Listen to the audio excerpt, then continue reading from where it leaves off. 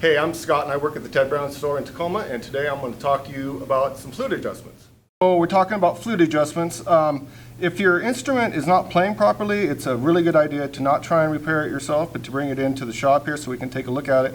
But there are a couple things as a player that you should be aware of and you can check yourself. So let's start with the head joint.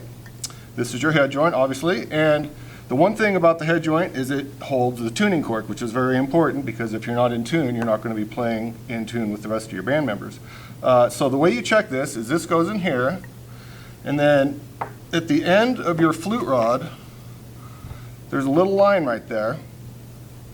And what you do is you push that tuning cork until that line is right in the middle of your embouchure hole. So that's how you know your tuning cork is in the proper position. So then after that, you can take your crown cork and your crown and put it back on there. And then double check, and this is something you should do pretty regularly just to make sure that your tuning cork is in the proper position. And that is like it is. So like I said, there's that little line right there. You just want to make sure that it is in the center of your embouchure hole. Okay, so when you're putting your flute together, it's pretty straightforward, but there are a couple things that I always like to do.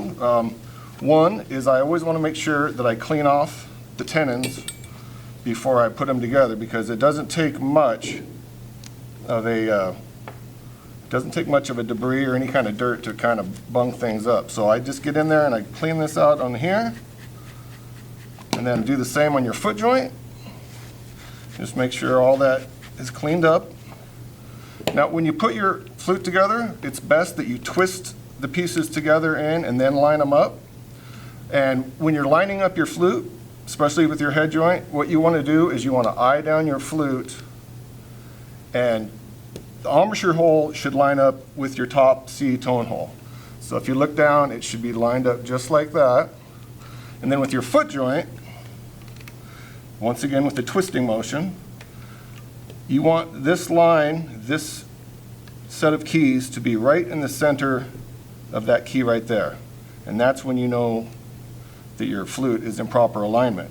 A couple things you always want to check is how they fit together. So you want to give that a wiggle every once in a while. If there's a little bit of a wiggle there, you want to bring it in and get it refit, because number one, it's going to get looser and looser, and number two, it can actually produce a leak going to your foot joint, which is not good.